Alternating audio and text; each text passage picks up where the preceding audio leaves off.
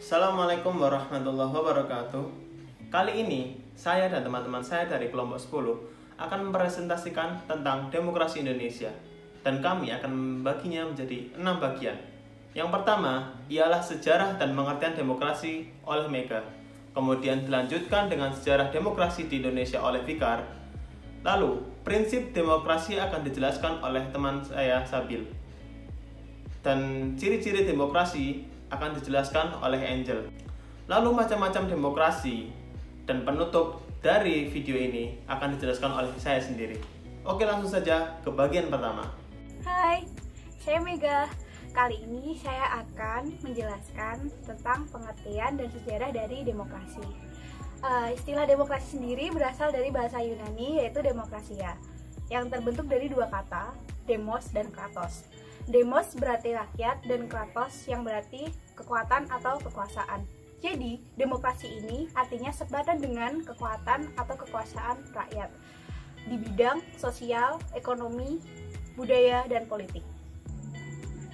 Dan pengertian demokrasi secara umum adalah sistem pemerintahan yang memberikan warga negara kesempatan dalam pengambilan keputusan.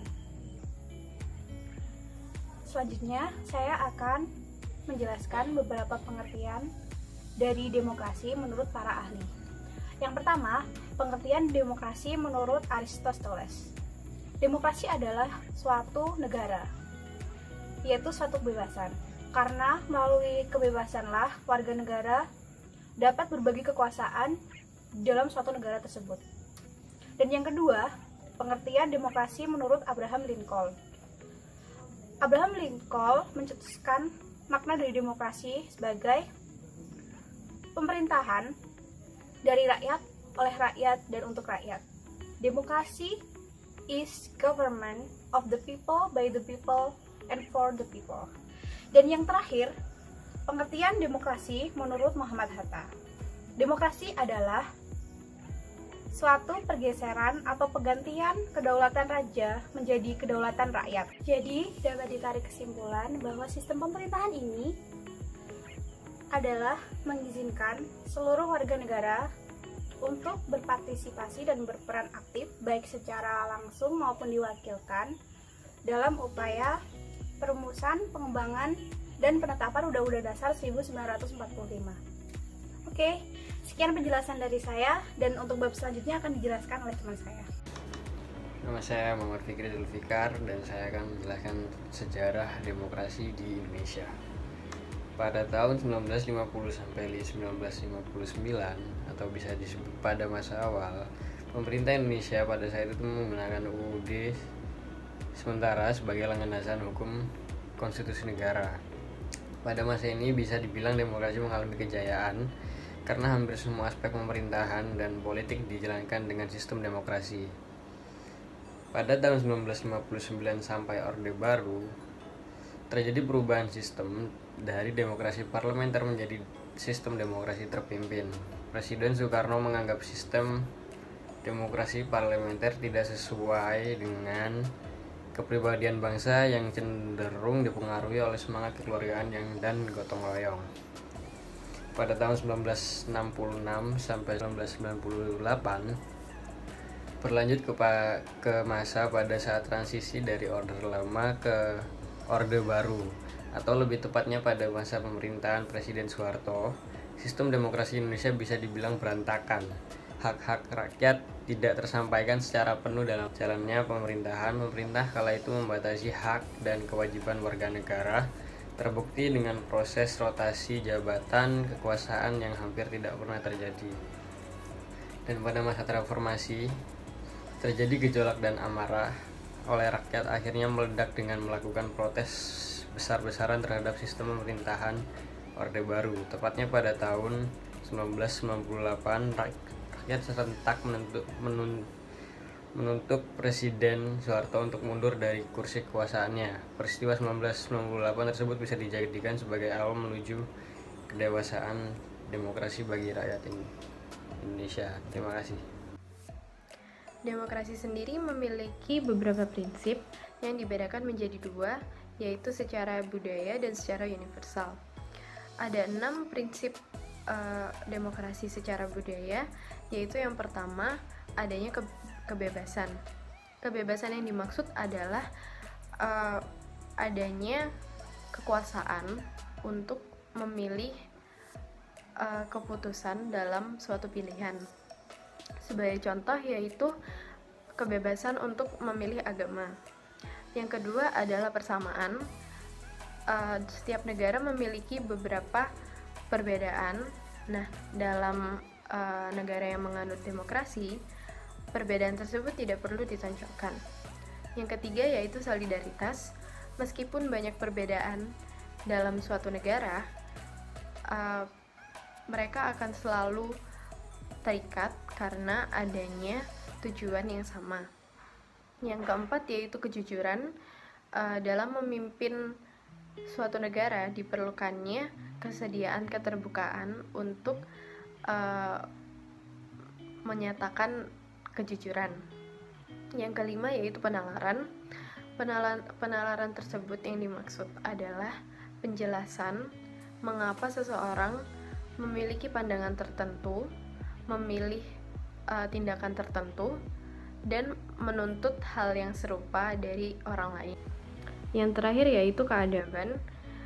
Keadaban yang dimaksud dalam hal ini adalah tingginya tingkat kecerdasan lahir batin atau berpendidikan budi pekerti. Seseorang yang berperilaku beradab berarti memiliki tingkat kehormatan yang tinggi terhadap orang lain. Sedangkan prinsip universal dibagi menjadi 4, yaitu yang pertama, keterlibatan warga negara dalam pembuatan keputusan politik. Yang kedua yaitu tingkat persamaan atau kesetaraan warga negara. Yang ketiga yaitu tingkat kebebasan atau kemerdekaan tertentu yang diakui dan dipakai oleh warga negara. Yang keempat yaitu penghormatan terhadap supremasi hukum. Ciri-ciri demokrasi yaitu yang pertama, keputusan pemerintah untuk semua rakyat. Segala keputusan yang diambil berdasarkan aspirasi dan kepentingan bersama, bukan atas nama kelompok. Hal ini untuk mencegah adanya korupsi, kolusi, dan nepotisme di dalam masyarakat. Yang kedua, menjalankan konstitusi. Segala hal yang berkaitan dengan kehendak, kepentingan, dan kekuasaan rakyat harus dilakukan berdasarkan konstitusi. Hal ini sudah tertuang di dalam peraturan undang-undang dasar, di mana hukum harus berlaku secara adil bagi seluruh rakyat. Yang ketiga yaitu adanya perwakilan rakyat atau sistem kepartaian. Lembaga perwakilan yang berfungsi untuk menyampaikan aspirasi suara dari rakyat kepada pemerintah. Di Indonesia sendiri, lembaga ini dinamai dengan Lembaga Dewan Perwakilan Rakyat atau DPR, yang dipilih melalui pemilihan umum yang diwakili oleh anggota Dewan terpilih. Yang keempat yaitu jaminan terhadap HAM. Setiap manusia yang hidup di bawah naungan negara dengan sistem demokrasi harus mendapatkan hak dan kewajiban yang sama sebagai warga negara. Sistem demokrasi ini dikatakan berhasil diterapkan jika HAM atau hak asasi manusia dikaitkan dengannya. Karena hak dasar ini adalah hak setiap manusia atau hak setiap individu di negara. Sehingga negara juga harus menghargainya dengan tidak pernah melakukan pelanggaran HAM itu sendiri. Lalu di sini saya akan menjelaskan macam-macam demokrasi. Yang pertama, macam-macam demokrasi berdasarkan pengambilan keputusan, yaitu yang pertama langsung, yaitu mengikut sertakan rakyat secara langsung dalam pengambilan keputusan, dan yang kedua, pengambilan keputusan didasarkan keinginan rakyat melalui parlementer, yaitu secara tidak langsung. Lalu demokrasi dibagi lagi macam-macamnya berdasarkan hubungan antar kelengkapan negara. Yang pertama ialah demokrasi perwakilan dengan sistem referendum, yaitu rakyat memiliki perwakilan yang menjabat di parlemen, namun tetap diawasi oleh rakyat secara referendum. Yang kedua, demokrasi perwakilan dengan sistem parlementer, yang di dalamnya terdapat hubungan kuat antara legislatif dan eksekutif pemerintahan. Lalu demokrasi dengan sistem pemisahan kekuasaan, di sini adalah kebalikan dari yang kedua, yaitu sistem legislatif dan eksekutif dipisahkan, sehingga keduanya tidak berkaitan secara langsung. Dan yang terakhir adalah demokrasi perwalian dengan sistem referendum dan inisiatif rakyat, yang merupakan gabungan dari demokrasi langsung dan tidak langsung. Oke, kita lanjut berdasarkan prinsip ideologi. Di sini ada 3. Yang pertama demokrasi liberal, yang kedua demokrasi rakyat, yang ketiga ialah demokrasi dengan prinsip ideologi yang digunakan oleh bangsa kita, bangsa Indonesia, yaitu ideologi Pancasila. Jadi, Indonesia kini berada pada orde reformasi yang berdasarkan oleh Undang-Undang 1945 dan juga Pancasila sebagai dasar hukumnya. Oke, sekian dari kelompok 10. Wassalamualaikum warahmatullahi wabarakatuh.